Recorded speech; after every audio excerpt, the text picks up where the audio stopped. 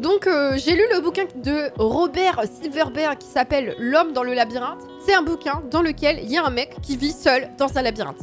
Franchement, si j'avais pas fait cette critique, vous ne l'auriez pas deviné, je pense. Il vit depuis 9 ans tout seul dans ce labyrinthe et l'idée c'est d'essayer de retracer comment est-ce qu'il est arrivé dans ce labyrinthe, pourquoi est-ce qu'il vit tout seul là-dedans et essayer potentiellement de l'en sortir. Voilà.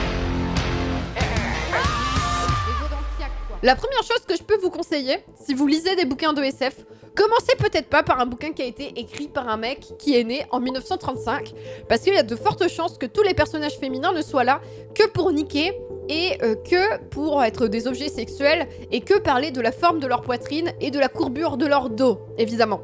Voilà. Donc peut-être qu'il faut éviter ça. La courbure de l'espace-temps, t'as vu? Voilà. Ça regarde la belle courbure de l'espace-temps. Si on passe outre ce fait-là et qu'on se dit, bon, oublions que les personnages féminins n'existent pas sauf pour se vider les couilles, c'est littéralement ça.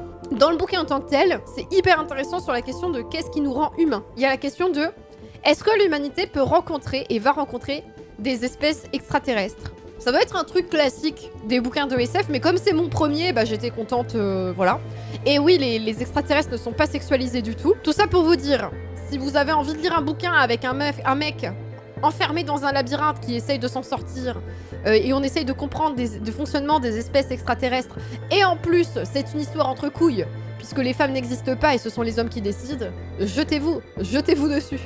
Sinon, bon bah, c'était mon premier bouquin de SF.